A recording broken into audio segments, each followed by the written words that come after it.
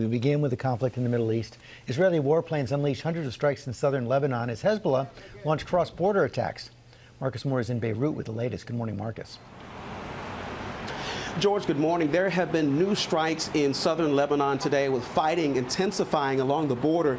Hezbollah claimed at least 20 attacks in the last 24 hours, making it one of the most active days of fighting since this war began.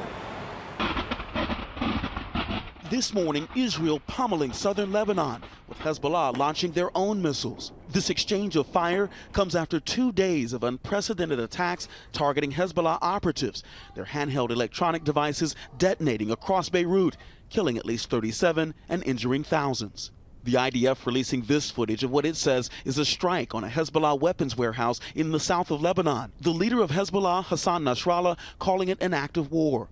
He says the attacks of this week will bring, quote, a severe reckoning and just retribution against Israel. Just as Hassan Nasrallah was giving his speech, there were 2 huge sonic booms that shook the buildings here. People screamed, and clearly the tension is high all over Lebanon. Lebanese civilians still facing the aftershock, hospitals tending to the wounded.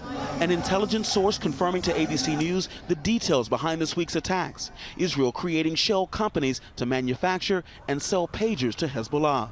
According to the source, 1 to 2 ounces of explosives were planted in the pagers with a remote trigger switch to set off the blasts. This kind of attack planned 15 years in advance.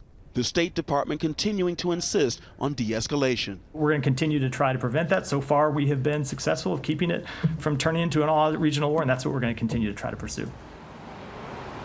At the same time, the Israeli Defense Minister Yoav Gallant has said that Israel has entered a new phase of this war as Prime Minister Benjamin Netanyahu vows to safely return residents to the north.